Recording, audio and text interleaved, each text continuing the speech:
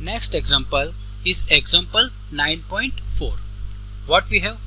A square lead slab of side 50 cm and thickness 10 cm. Right. So here we have one square lead slab having the side is 50 cm and thickness is given as 10 cm. Right. Is subjected to a shearing force, and where it is applied? Shearing force is applied on its narrow face, means on this side. Right. The shearing force F is applied on this side, means on its narrow side, and value of shearing force is of 9 into 10 raised to 4 Newton. Right. The lower edge is riveted to the floor, means this lower edge of the square lead slab is riveted to the floor, means it is in fixed condition. It is in fixed condition. Right.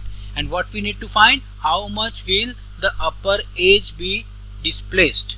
Here we have to find the displacement of upper edge. Right. Displacement, which is the delta x, that we have to calculate. So here from figure we can see, if we are applying the force F, then this square lead slab is displaced by delta x. Right. The new position of lead slab you can see with this dotted line. Right. So here this displacement is delta x that we need to calculate. So how can we calculate? So for that, let us find first of all area of this slab. Right. Area of this slab A, which is equal to L into B. Right. So length is given, which is 50 cm, and breadth means thickness is also given, which is 10 cm. So 50 cm into 10 cm. So if I will convert in meter, then it becomes 0.5 meter into 0.1 meter. So ultimately the area of this slab is 0.05 meter square. Right. So here we have calculated the area of this slab. Right. Now let us use the equation of stress. Stress which is equal to force per unit area. Right. So the equation for stress is force divided by area. Right. So here we have the value of force. Right. Force, the value of force, which is 9 into 10 raised to 4, that is given. Right. And area that we have calculated, which is 0.05. Right. So after evaluating, we will find the value of stress, which is 1.8 into 10 raised to 6 Newton per meter square. So the value of stress is 1.8 into 10 raised to 6 Newton per meter square. Right. And by using the formula of shear modulus, we can easily find the displacement delta x. Right. So what is shear modulus? Shear modulus, which is, and shear modulus is defined by G, which is stress by strain. Stress by shear strain, or you can say shear stress by shear strain. Whatever you want to write, both are same. Right. So shear modulus G, which is given by stress by shear strain. Right. And from this equation, the shear strain becomes shear strain, which is equal to, now what is the equation for shear strain? Shear strain, which is equal to stress by this shear modulus G. So this will be the equation for shear strain. Right.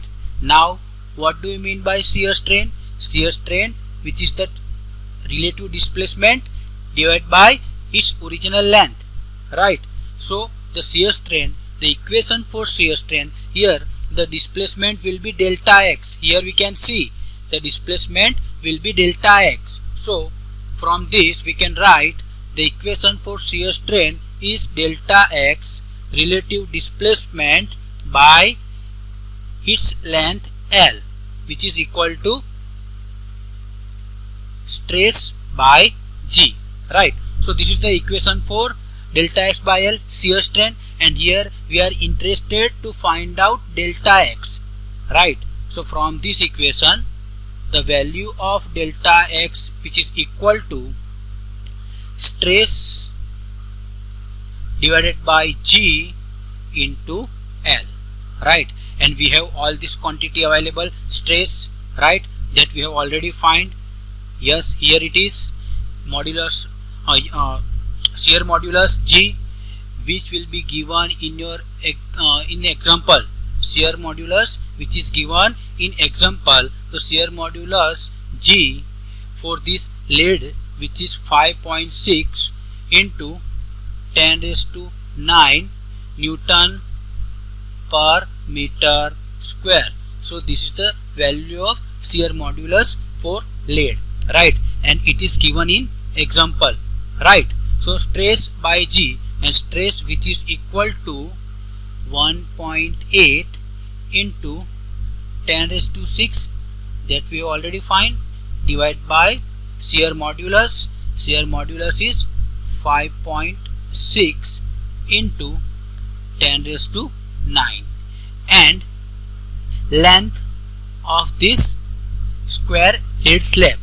So length is given, so this is 50 centimeter, it is given length, right? Because we are applying force in this direction, so this will be our length. So 50 centimeter is our length L. 50 centimeter is our length L, and if I will convert in meter, then length L becomes 0.5 meter, right? So the value of L is 0.5 meter. So after evaluating this, we will get the value of delta x is 1.6 into 10 raised to minus 4 meter, right? 1.6 into 10 raised to minus 4 meter, and in meter it will become 0.16 mm. 0.16 mm. So this is our final answer. So in this way you can calculate the displacement delta x.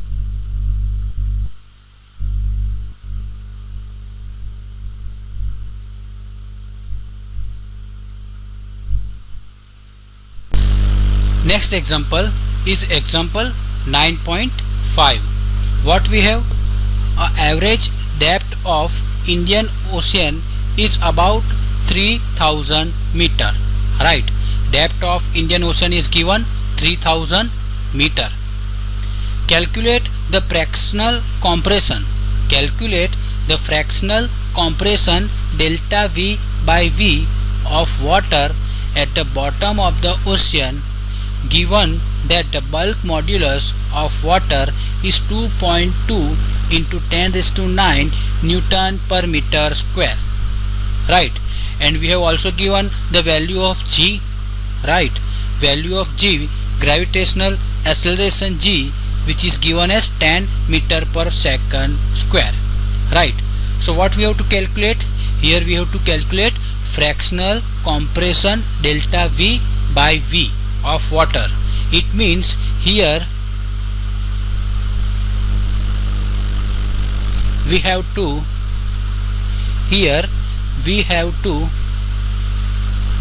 calculate the fractional compression, means delta V by V into 100%, means fractional compression means the value of delta V by V in percentage, right? So ultimately here we need to calculate delta V by V in percentage, right? So what we have here? We have the average depth of Indian Ocean is given.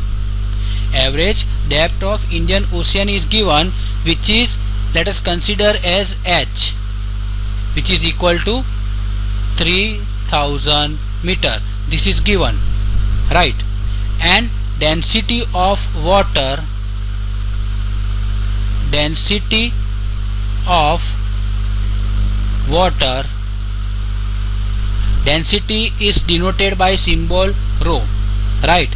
And density of water, it have the fixed value, you should remember, which is 10 raised to 3 kilogram per meter cube. 10 raised to 3 kilogram per meter cube. This is the value for density of water, which is denoted by symbol rho. And one more thing is given, gravitational acceleration, gravitational acceleration g, which is 10 meter per second square, right? Or 10 meter into second raised to minus 2, right? Now here we can easily calculate the fractional compression or value of delta V by V by using the concept of bulk modulus, right? By the concept of bulk modulus, we can easily calculate the delta V by V, right? But before that, now pressure exerted, what will be the value of pressure exerted on the bottom of ocean? Pressure exerted on the bottom of ocean, pressure exerted on the bottom of ocean, which is given by pressure. Here we need to find the pressure P, and the equation for pressure P, which is H rho G, H rho G, which is the equation for pressure exerted on the bottom of ocean, right? So we have all the values, right? So H is the value of H, which is 3 into 10 raised to 3. Value of H is given 3000 meter, 3000 meter, which is simplified as 3 into 10 raised to 3 meter, right? So H is 3 into 10 raised to 3. The value of rho, which is 10 raised to 3 kg per meter cube, into G. G is given as 10 meter per second square. So after simplifying, we will get the pressure is 3 into 10 raised to 7 Newton per meter square. So this is the pressure, right? And pressure means what? Pressure means what? Pressure is a one kind of force per unit area, right? Pressure is a one kind of force per unit area, force per area, which is equal to 3 into 10 raised to 7 Newton per meter square, right? Now let's use the concept of bulk modulus. Concept of bulk modulus. Now bulk modulus B, bulk modulus B is given as modulus, bulk modulus B, which is defined as, it is the ratio of stress by volumetric strain. It is the ratio of stress by volume strain, right? And stress divided by volume strain. Volume strain means what? Volume strain means change in volume divided by its original volume V, right? And that we need to find. So volume strain is delta V by V. Here we are interested to find out the value of delta V by V. So here we have the equation for B equal to stress upon delta V by V, and from this equation we can write the equation in the form of delta V by V. So here we have the equation B equal to stress upon delta V by V, and I want the equation in terms of delta V by V. Then delta V by V equal to what? Stress upon B, right? So this will be the equation. Now stress is, what is the value of stress that we have already find? 3 into 10 raised to 7, right? Pressure means what? Force per unit area, and force per unit area is nothing but it is stress. Force per area is nothing but it is stress, right? So the value of stress is 3 into 10 raised to 7 divided by V divided by B, right? So the value of B, what is the value of B? The value of B, which is given as 2.2 into 10 raised to 9, which is already given, right? Bulk modulus is already given, 2.2 into 10 raised to 9. Clear? So after simplifying we will get the delta V by V equal to 1.36 into 10 raised to minus 2. Keep in mind, strain is a unitless quantity, right? So delta V by V has no unit, right? So this is the delta V by V, and here we want to find out the fractional compression. Fractional compression means volume strain. So